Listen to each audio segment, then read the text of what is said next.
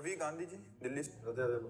राधे राधे महाराज जी। महाराज जी, संसार नश्वर है, फिर भी हम क्यों भौतिक चीजों की तरफ भागते हैं? यही तो हमारा बहुत सबसे बड़ा जाल है कि जानते हैं कि यार मर जाना है, जानते हैं कि शरीर भी छूट जाएगा, जानते हैं कि ये सब छूट जाएगा, फिर भी इसी के लिए फंसे हुए हैं।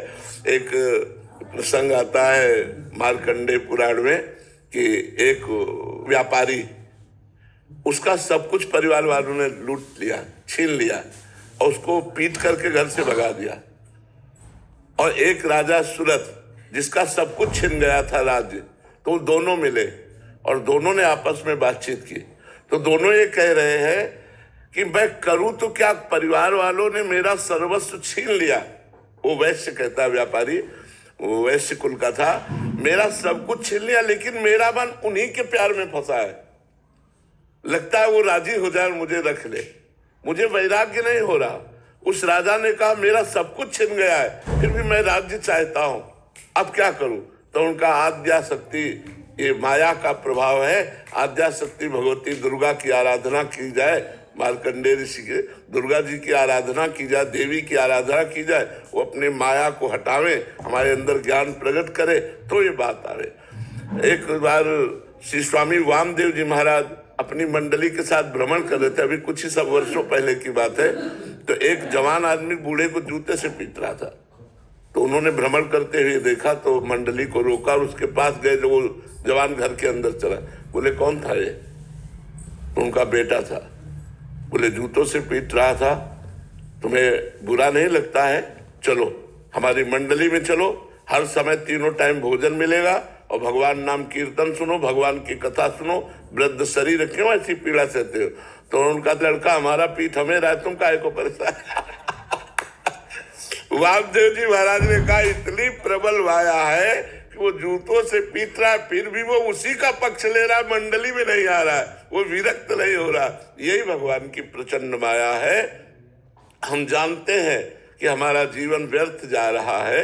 हम सच्चिदानंद भगवान की प्राप्ति के लिए मानव जीवन प्राप्त किया, गर्भ में भगवान से वादा करके आए हैं कि हम जब माँ के गर्भ से निकलेंगे तो ऐसा भजन करेंगे कि दोबारा माँ के गर्भ में ना जाना पड़े। लेकिन वो सब बातें हम भूल गए, गर्भ की भी बात भूल गए। इसी जन्म में हम 9 महीने गर्भ में रहे, कितना कष्ट रहा, हमको कोई ज्ञान नहीं है, पर हम ऐसा फंसते चले गए।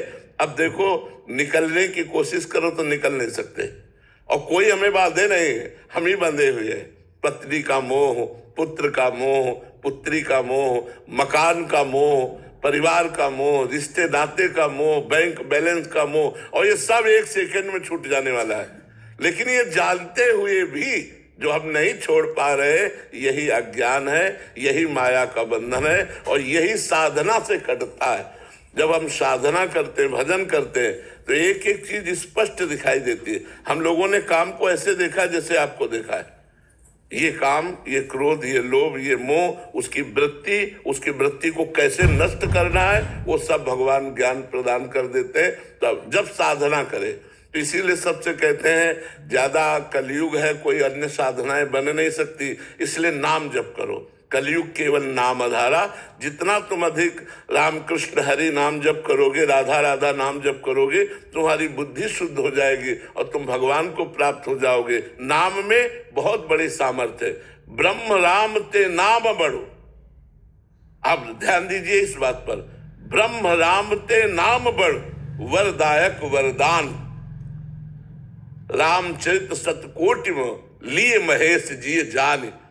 100 करोड़ रामायणों का जब मंथन किया भगवान शंकर ने, 100 करोड़ रामायण, तो उसमें सार निकला कि ब्रह्म राम से भी बढ़कर के भगवान का नाम है। 100 करोड़ ग्रंथों का अवगाहन करने के बाद सार बात निकली कि ब्रह्म राम ते नाम बढ़, वरदायक वरदान। वरदान देने वालों को भी वरदान देने की सामर्थ्य नाम जापक में है। इसलिए नाम जप करो। कलयुग में नाम का ही एकमात्र आश्रय है जो हमारा उद्धार कर सकता है। नहीं तो प्रचंड माया मोह इसी को कहते हैं कि हम लोग सब जानते हैं। जब फूंक के आते हैं ना किसी को, तो जब फूंकने ले जाते हैं तो एक गीत गाया जाता है, राम नाम सत्य है। देखो सब लोग जोर जोर से गाते, सुनाई दिया देता है, क्या कह रहे हैं? राम नाम सत्य है, सत्य बोलो मुक्त।